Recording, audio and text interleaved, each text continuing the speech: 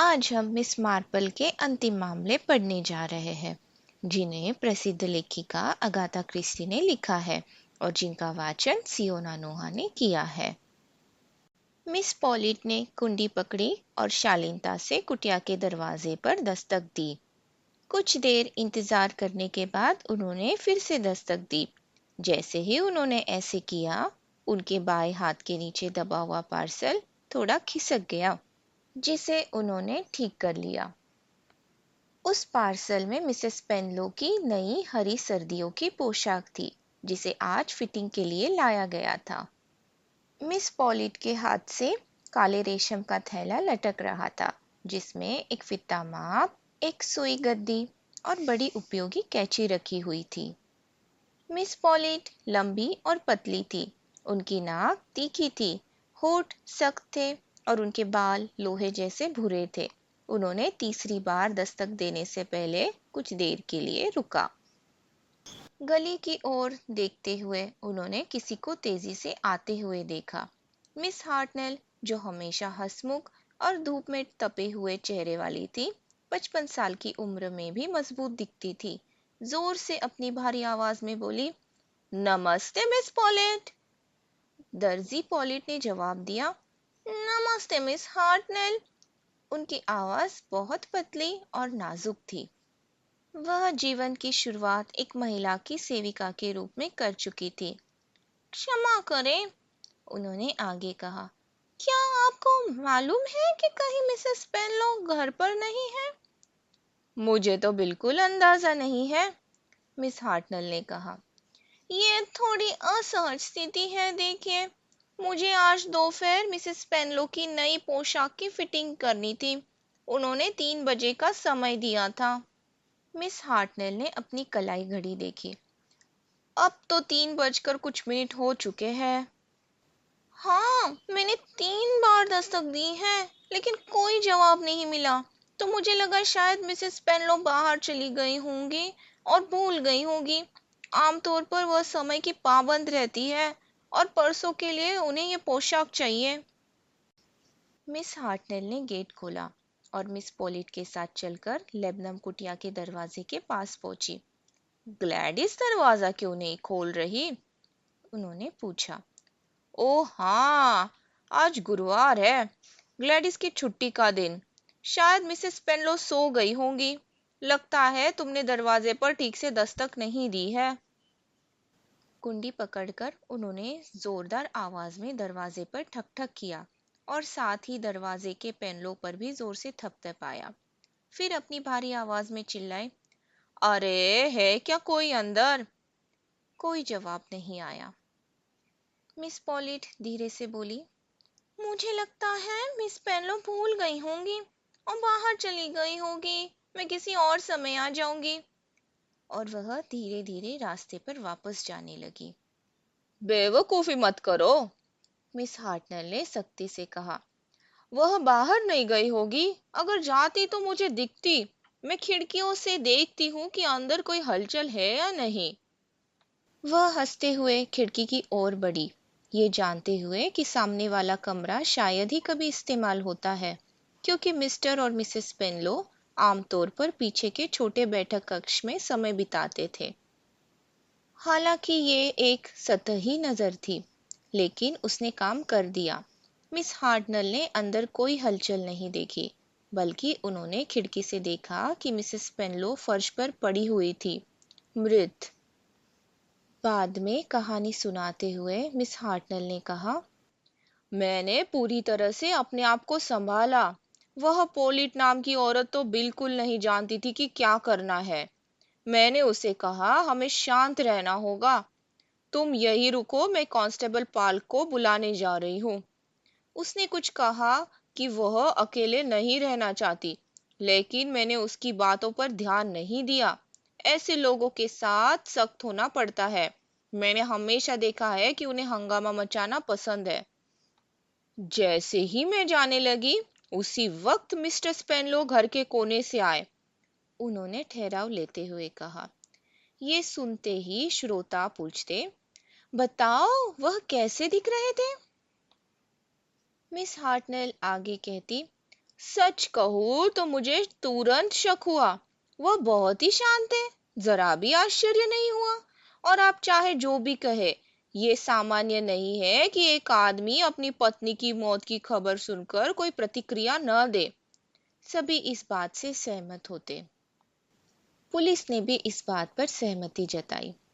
Mister स्पेनलो के इस शांत व्यवहार को संदिग्ध मानते हुए पुलिस ने तुरंत जांच शुरू की कि उनकी पत्नी की मौत से उन्हें क्या लाभ हो सकता था। जब पुलिस को पता चला कि मिसेस स्पेनलो के पास सारा धन था और उनकी मौत के बाद वह धन उनके पति को मिलने वाला था, तो उनका शक और भी बढ़ गया। मिस मार्पल, जो रेक्टर हाउस के पास रहती थी और जिनके बारे में कहा जाता था कि वह एक स्नेही चेहरे वाली लेकिन तीखी जबान वाली वृद्ध महिला है, उनसे आधे घंटे के भीतर पूछताछ की गई। कांस्टेबल पाल्क गर्व से नोटबुक के पन्ने पलटते हुए उनके पास आए और बोले, अगर आपको आपत्ति न हो मैडम, तो मैं आपसे कुछ सवाल पूछना चाहता हूँ। मिस मार्पल ने पूछा, क्या ये मिसेस स्पेनलो की हत्या के बारे में है? पाल्क चौंक गए। आपको ये कैसे पता चला मैडम? मछली, मिस मार्पल ने उत्तर दिया। ये जवाब कांस्टेबल पाल्क के लिए पूरी तरह से स्पष्ट था। वह समझ गए थे कि मछली बेचने वाले लड़के ने ही ये खबर दी थी। साथ ही मिस मार्पल के रात के खाने के लिए मछली भी दी थी। मिस मार्पल ने धीरे से कहा, वह बैठक कक्ष के फर्श पर पड़ी थी। गला घोटा गया था, शायद किसी पतली बेल्ट से, लेकिन जो भी वस्तु इस्तेमाल की गई थी उसे हटा लिया गया था। पाल का चेहरा गुस्से से लाल हो गया। कैसे वह छोटा फ्रेड सब कुछ जान जाता है? मिस मार्पल ने उसे तुरंत रोक दिया। उन्होंने कहा, तुम्हारे कुर्ते में एक पिन लगी है। कांस्टेबल पाल्क ने नीचे देखा, चौंकते हुए कहा, कहते हैं पिन देखो और उठा लो, सारा दिन सौभाग्य मिलेगा। आशा करती हूँ कि ये सच हो। अब तुम मुझसे क्या पूछना चाहते हो? कांस्टेबल पार्क ने अपना गला साफ किया, गंभीर दिखते हुए अपनी नोटबुक देखी। मुझे मिस्टर आर्थर स्पेनलो, जो मृतिका के पति है, उन्होंने बयान दिया है। मिस्टर स्पेनलो कहते हैं कि लगभग 2:30 बजे उन्हें मिस मार्पल का फोन आया, जिसमें उन्होंने 3:15 पर मिलने की बात कही, क्योंकि उन्हें कुछ सलाह लेनी थी। क्या ये सच है? बिल्कुल नहीं, मिस मार्पल ने कहा। तो तुमने 2:30 बजे मिस्टर स्पेनलो को फोन नहीं किया?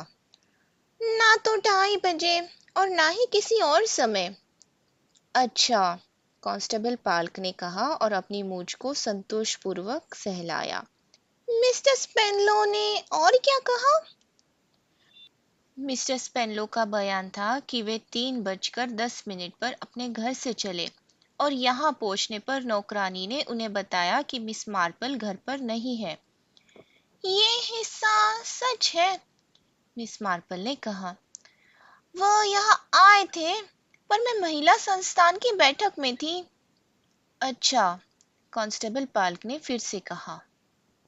मिस मार्पल ने अचानक पूछा, कांस्टेबल, क्या तुम मिस्टर स्पेनलो पर शक कर रहे हो? इस समय मैं कुछ नहीं कह सकता, पर ऐसा लग रहा है कि कोई बिना नाम लिए चालाकी की कोशिश कर रहा है। मिस मार्पल ने सोचा, मिस्टर स्पेनलो। उन्हें मिस्टर स्पेनलो पसंद थे। वे छोटे कद के, दुबले पतले और अपने बोलचाल में सख्त थे। वे बहुत सभ्य दिखते थे। ये अजीब था कि वे गांव में रहने आए, क्योंकि वे तो शहर में ही पले बड़े थे। मिस मार्पल को उन्होंने इसका कारण बताया था।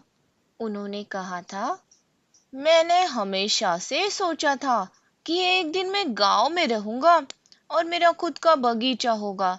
मुझे हमेशा से फूलों से लगाव रहा है। मेरी पत्नी की फूलों की दुकान थी, वही मैंने उसे पहली बार देखा था। ये एक साधारण बात थी, पर इसके पीछे एक रोमांस झलक रहा था। एक युवा और सुंदर मिसेस पेनलो, जो फूलों की पृष्ठभूमि में खड़ी थी। हालांकि मिस्टर स्पेनलो को फूलों के बारे में कुछ नहीं पता था। उन्हें बीज कटिंग, पौधों के लगाने या वार्षिक और बारहमासी पौधों का कोई ज्ञान नहीं था। उनके पास बस एक सपना था, एक छोटी सी कुटिया जैसा बगीचा जो सुगंधित और रंग बिरंगी फूलों से भरा हो।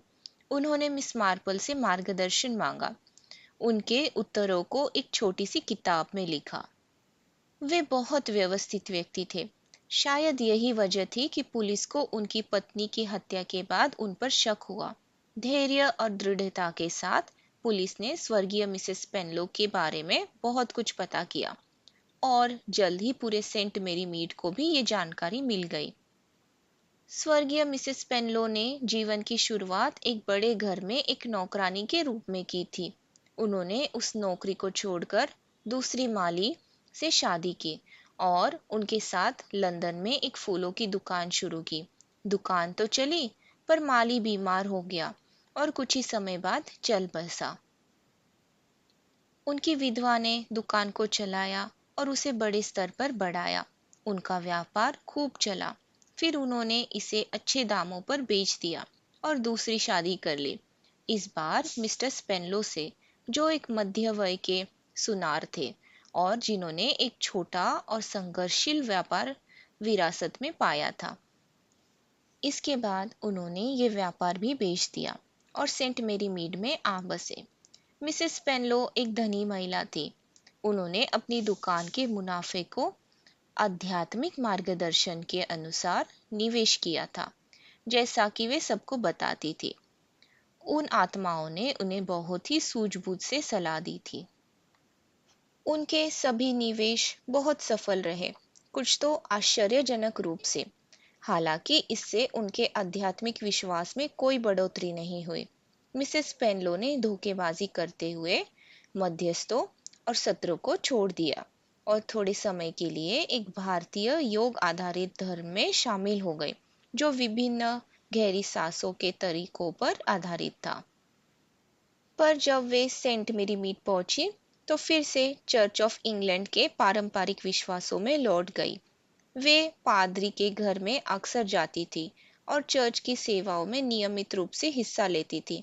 वे गांव की दुकानों की ग्राहक थी, स्थानिक घटनाओं में रुचि लेती थी और गांव के ब्रिज क्लब में शामिल होती थी। एक सामान्य रोजमर्रा का जीवन। और फिर अचानक हत्या। कर्नल मेलचेट, जो मुख्य पुलिस अध्यक्ष थे, उन्होंने इंस्पेक्टर स्लैक को बुलाया था। स्लैक एक दृढ़ विचारधारा वाला व्यक्ति था। जब वह किसी निष्कर्ष पर पहुंचता तो उसमें पूरी तरह से आश्वस्त होता था। इस बार भी वह पूरी तरह से आश्वस्त था। पति ने ही किया है सर, उसने कहा। तुम्हें ऐसा लगता है? बिल्कुल यकीन है। आप बस उसे देखिए, अपराधी जैसा दिखता है। ना तो कोई दुख, ना कोई भावना। वह घर वापस आया ये जानते हुए कि उसकी पत्नी मर चुकी है। कम से कम उसने बिखरे हुए पति का नाटक तो करने की कोशिश की होती। वो नहीं सर, वो तो खुद से बहुत खुश था। कुछ लोग अभिनय नहीं कर सकते, बहुत कठोर होते हैं। उसके जीवन में कोई और महिला है? कर्नल मेलचेट ने पूछा। अब तक तो कोई सुराग नहीं मिला है, लेकिन वह चालाक किस्म का आदमी है, अपने निशान ढक लेता। जैसा मुझे लगता है वह अपने पति से तंग आ चुका था। उसके पास पैसा था और मुझे लगता है कि वह मुश्किल और झगड़ालू महिला रही होगी, हमेशा किसी न किसी वाद में जुड़ी रहती। उसने ठंडे दिल से उसे मारने का फैसला किया और अकेले आराम से जीने का इरादा बना लिया। हाँ, ऐसा हो सकता है, शायद।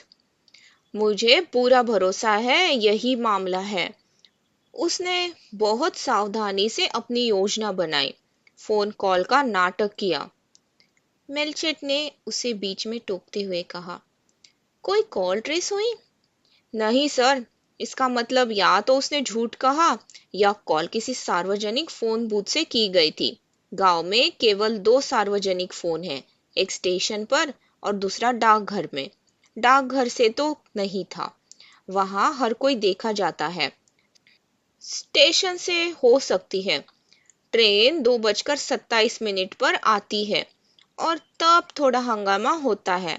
लेकिन मुख्य बात यह है कि वह कहता है कि उसे मिस मार्पल का फोन आया था और ये बिल्कुल सही नहीं है। कॉल उसके घर से नहीं आई थी और वह खुद महिला संस्थान में थी। क्या तुम इस संभावना को नजरअंदाज कर रहे हो कि पति को जानबूझकर बाहर भेजा गया हो, किसी ऐसे व्यक्ति द्वारा जो मिसेस स्पेनलो की हत्या करना चाहता था?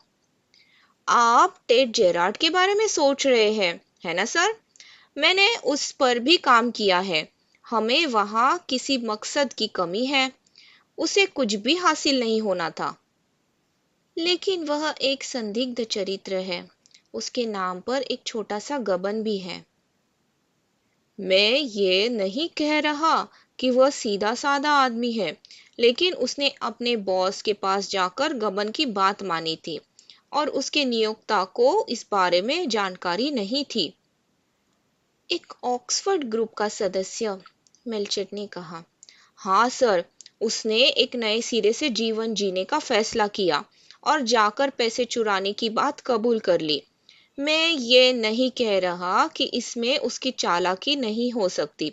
हो सकता है कि उसे शक हो गया हो और उसने ईमानदारी से पश्चाताप करने का दांव खेला हो। तुम्हारा दिमाग बड़ा संदेहपूर्ण है, स्लैक, कर्नल मेलचेट ने कहा। वैसे क्या तुमने मिस मार्पल से बात की? उसका इससे क्या लेना देना सर? ओह कुछ नहीं, लेकिन वह बहुत कुछ सुनती है, जानते हो। क्यों ना तुम उसके पास जाकर उससे बात करो। वह बहुत तेज तर्रार बूढ़ी महिला है। स्लैक ने विषय बदल दिया। एक बात जो मैं आपसे पूछना चाहता था सर, जिस घरेलू सेवा की नौकरी में मृतका ने अपने करियर शुरू किया था, सर रॉबर्ट एबरक्रोम्बी के यहाँ, वही वह गहनों की चोरी हुई थी। पन्ने बहुत महंगे थे। उन्हें कभी नहीं पाया गया। मैंने इस मामले की जांच की है। ये घटना उसी समय की होनी चाहिए जब मिसेस पेनलो वहां थी। हालांकि वह उस समय छोटी लड़की रही होगी। क्या आपको लगता है कि उनका इसमें कुछ हाथ हो सकता है, सर? स्पेनलो, जैसा कि आप जानते हैं, एक छोटे मोटे सुनार थे। बिल्कुल ऐसे व्यक्ति जो चोरी का सामान बेच सकते थे। मेलचेट ने सर हिलाया। मुझे लगता है कि इसका कोई आधार नहीं है। वह उस समय स्पेनलो को जानती भी नहीं थी। मुझे वह मामला याद है। पुलिस के भीतर की राय थी कि उस घर के बेटे का इसमें हाथ था, जिम एबरक्रोम्बी। बिल्कुल बिगड़ैल लड़का। उसके पास बहुत सारे कर्जे थे और चोरी के ठीक बाद वे सभी चुकता हो गए थे। कहते हैं कि वे किसी अमीर महिला ने दिए थे, पर मैं नहीं जानता। बुजुर्ग एबरक्रोम्बी ने उस मामले को लेकर पुलिस को थोड़ा भ्रमित करने की कोशिश की। यह बस एक विचार था सर, स्लेक ने कहा। मिस मार्पल ने इंस्पेक्टर स्लैक का स्वागत संतोष के साथ किया, खासकर जब उन्होंने सुना कि उन्हें कर्नल मेलचेट ने भेजा है। अरे वाकई, ये कर्नल मेलचेट की बहुत दयालुता है। मुझे नहीं पता था कि उन्हें मेरी याद है। उन्हें आपकी बहुत याद है, ठीक है। उन्होंने मुझे बताया कि सेंट मेरी मीड में जो कुछ भी होता है उसके बारे में आपसे बेहतर कोई नहीं जानता। उनकी बहुत दयालुता है, लेकिन वास्तव में मुझे कुछ भी पता नहीं है। मेरा मतलब इस हत्या के बारे में। आप तो जानते हैं कि इसके बारे में चर्चा क्या है। ओह बेशक, लेकिन महज गपशप को दोहराना तो सही नहीं होगा, है ना? स्लैक ने हंसते हुए कहा। ये कोई आधिकारिक बातचीत नहीं है। आप जानते हैं, इसे गोपनीय समझिए। आपका मतलब है कि आप वाकई जानना चाहते हैं कि लोग क्या कह रहे हैं, चाहे उसमें कोई सच्चाई हो या नहीं? यही तो विचार है। खैर, बेशक, इसके बारे में काफी चर्चा और अटकलें लगी हैं। अगर आप मुझे समझ पा रहे हैं तो यहाँ वास्तव में दो अलग-अलग पक्ष है। शुरुआत में ऐसे लोग हैं जो सोचते हैं कि पति ने हत्या की है। किसी पति या पत्नी को शक की नजर से देखना एक तरह से स्वाभाविक है ना? शायद, इंस्पेक्टर स्नैक ने सावधानी से कहा। इतने नजदीक रहते हैं, आप जानते हैं, फिर अक्सर पैसे का सवाल होता है। मैंने सुना है कि मिसेस स्पेनलो के पास पैसे थे और इसलिए मिस्टर स्पेनलो को उनकी मृत्यु से लाभ मिलता है। इस दुष्ट दुनिया में मुझे डर है कि अधिकांश दुर्भावनापूर्ण धारणाएं अक्सर सही साबित होती है। उसे अच्छी रकम मिलती है, ये सही है। बिल्कुल सही। ये पूरी तरह से विश्वसनीय लग सकता है ना, कि उसने अपनी पत्नी का गला घोट दिया, घर के पीछे से बाहर निकला हो, खेतों के पार मेरे घर आया हो, मुझसे मिलने का बहाना किया हो और दिखावा किया हो कि उसे मुझसे फोन कॉल आया था, फिर वापस जाकर अपनी पत्नी को उसकी गैर मौजूदगी में मरा पाया हो, उम्मीद करते हुए कि अपराध किसी भटकते हुए या चोर पर डाला जाएगा। इंस्पेक्टर ने सिर हिलाया। पैसे का सवाल, और अगर हाल में उनके संबंध खराब हो गए हो? लेकिन मिस मार्पल ने उन्हें बीच में रोक दिया। ओह, लेकिन ऐसा नहीं था। क्या आपको ये पक्का पता है? अगर वे झगड़ा करते तो सबको पता होता। नौकरानी ग्लैडिस ब्रेंट, वह गांव में इसे जल्दी फैला देती। इंस्पेक्टर ने कमजोर आवाज में कहा। शायद उसे पता न हो, और इसके जवाब में एक दयालु मुस्कान पाई। मिस मार्पल ने आगे कहा, और फिर दूसरा विचार है टेड जेरार्ड, एक आकर्षक युवा आदमी। मुझे डर है, आप जानते हैं कि अच्छे रूप रंग का प्रभाव कुछ ज्यादा ही होता है जितना होना चाहिए। हमारे पिछले पादरी, जादुई प्रभाव।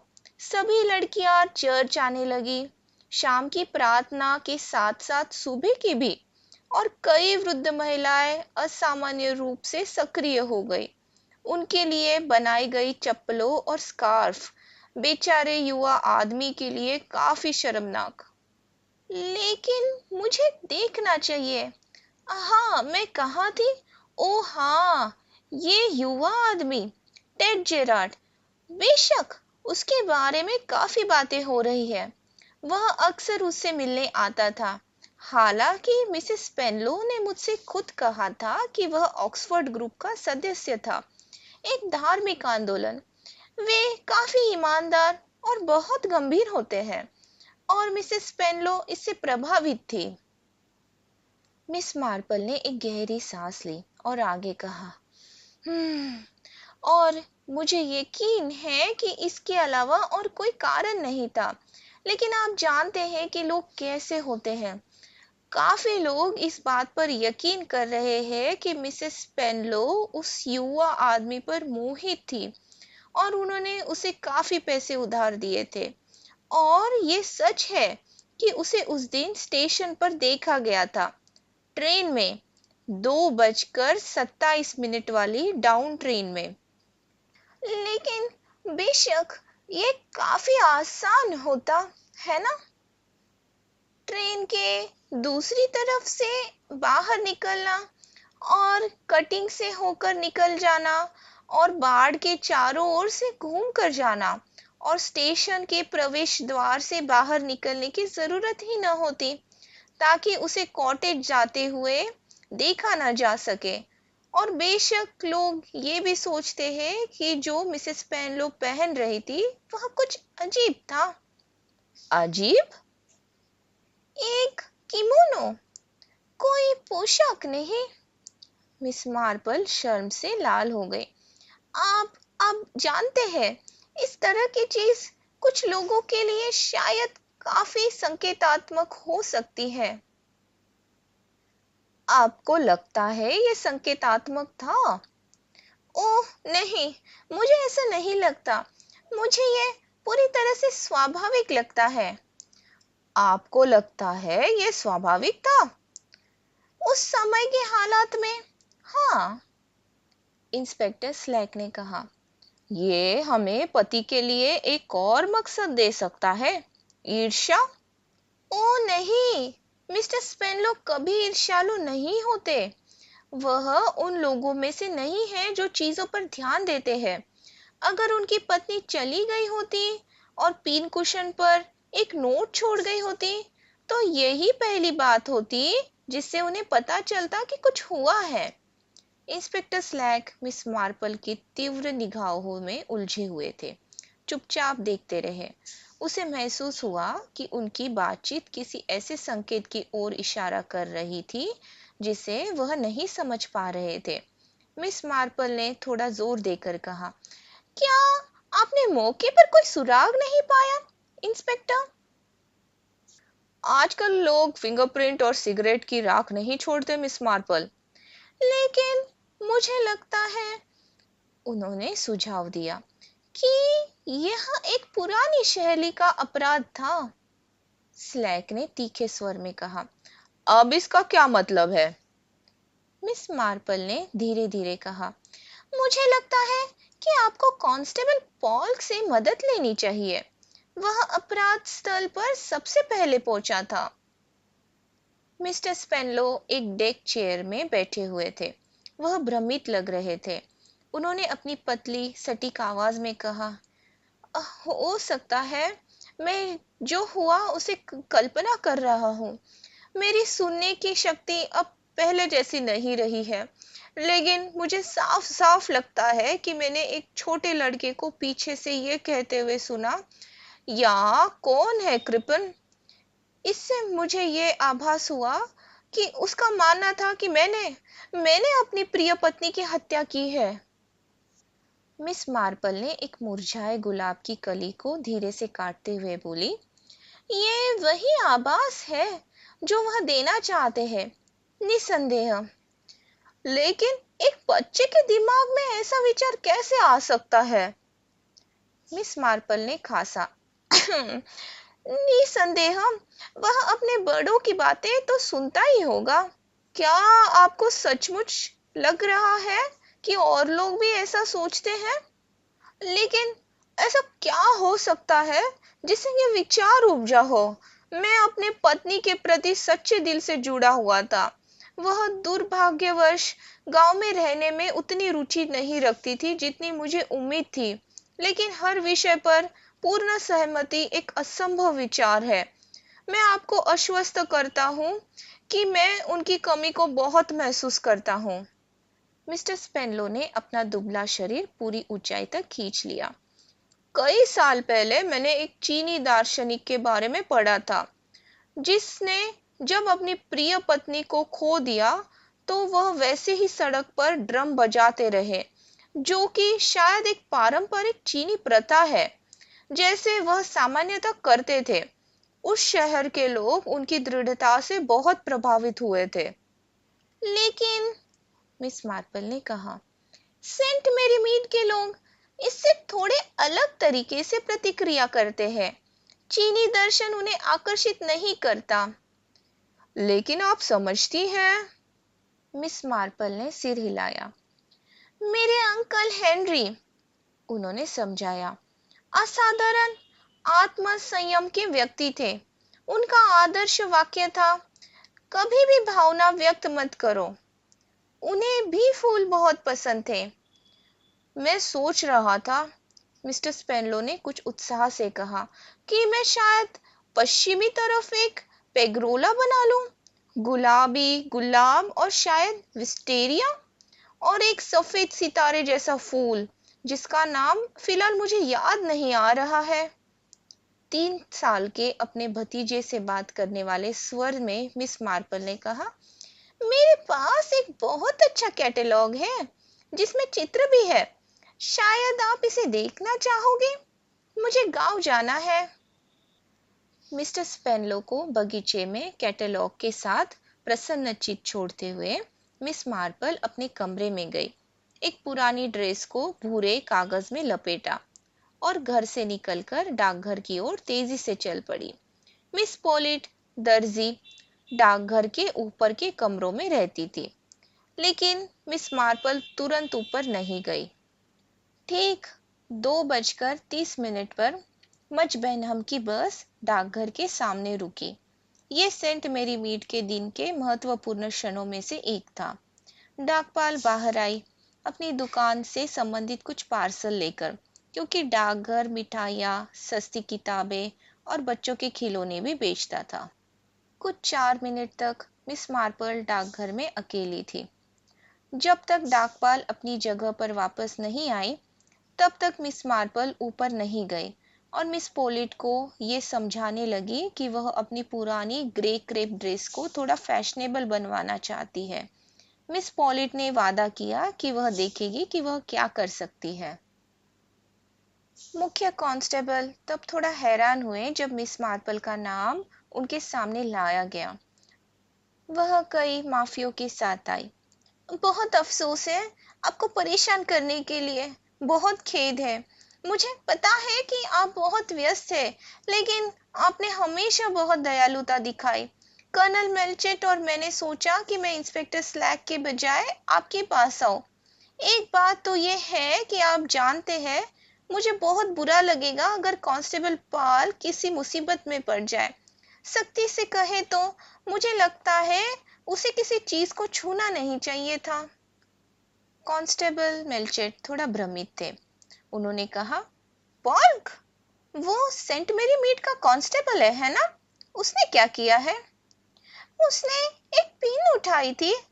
आप जानते हैं, वह उसकी ट्यूनिक में थी और उस समय मुझे ये लगा कि ये पूरी संभावना है कि उसने वास्तव में ये पिन मिसेस पेनलो के घर से उठाई हो।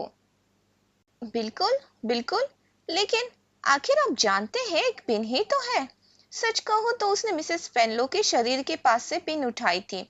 उसने कल स्लैक को भी इस बारे में बताया था।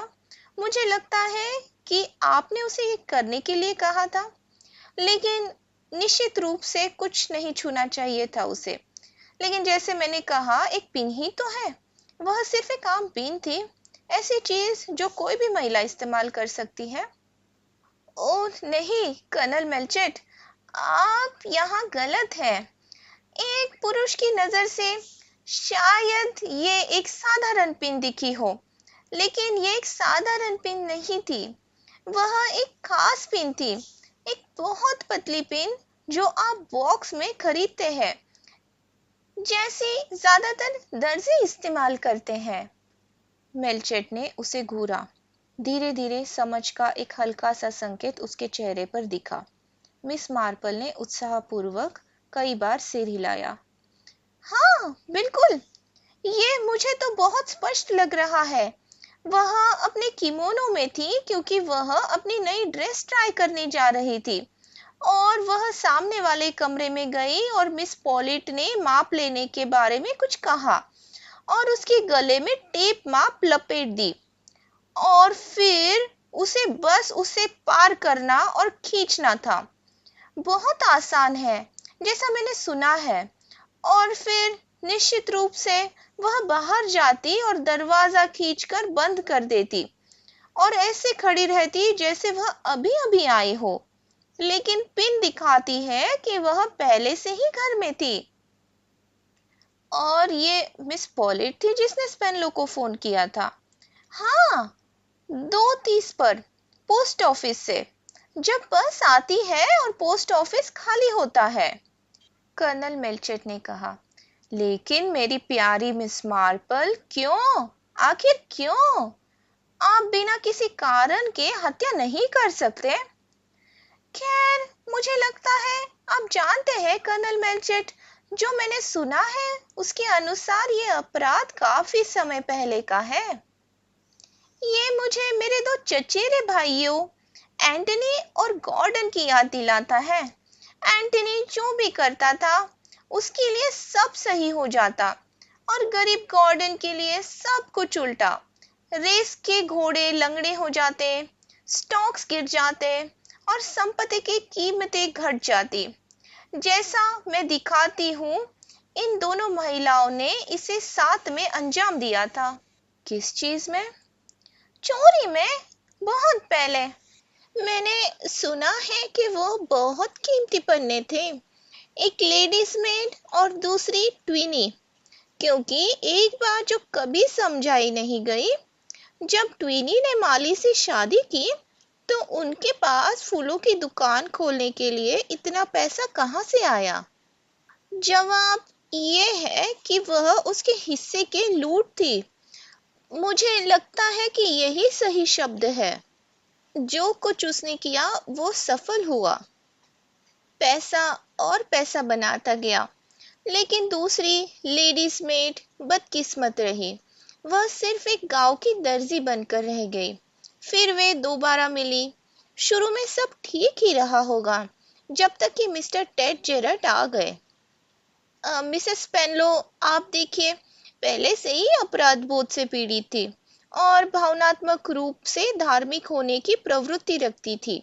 इसमें कोई शक नहीं कि इस युवा व्यक्ति ने उन्हें सच का सामना करने और साफ-साफ बोलने के लिए उकसाया। मुझे लगता है कि ये वह ऐसा करने के लिए प्रेरित हो गई थी, लेकिन मिस पोलिट ने इसे इस तरह नहीं देखा। उसने सिर्फ ये देखा कि वह वर्षों पहले किए गए एक अपराध के लिए जेल जा सकती थी, इसलिए उसने ये सब रोकने का मन बना लिया। मुझे डर है, आप जानते हैं, कि वह हमेशा से एक बुरी औरत थी। मुझे नहीं लगता कि अगर उस अच्छे मिस्टर स्पेनलो को फांसी दे दी जाती तो उसे कोई फर्क पड़ता। कर्नल मेलचेट ने धीरे धीरे कहा, हम आपकी थियोरी की पुष्टि कर सकते हैं कुछ हद तक। पोलिट औरत की पहचान एबरक्रॉम्बीज के लेडीज मेड के रूप में, लेकिन मिस मार्पल ने उसे आश्वासन दिया, ये सब कुछ आसान होगा। वह एक ऐसी महिला है जो सच से सामना करने पर तुरंत टूट जाएगी। और फिर आप देखिए, मेरे पास उसका टेप माप है। मैंने कल जब वह माप ले रही थी तब उसे चुपचाप ले लिया था। जब उसे पता चलेगा कि पुलिस के पास है, खैर, वह काफी अनपढ़ महिला है और उसे लगेगा कि ये किसी तरह उसके खिलाफ सबूत साबित हो जाएगा।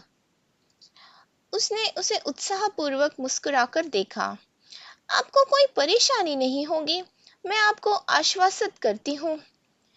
ये वही लहजा था जिसमें उसके पसंदीदा चाची ने उसे आश्वासन दिया था कि वह अपने प्रवेश परीक्षा में निश्चित रूप से पास हो जाएगा, और वह पास हो गया था।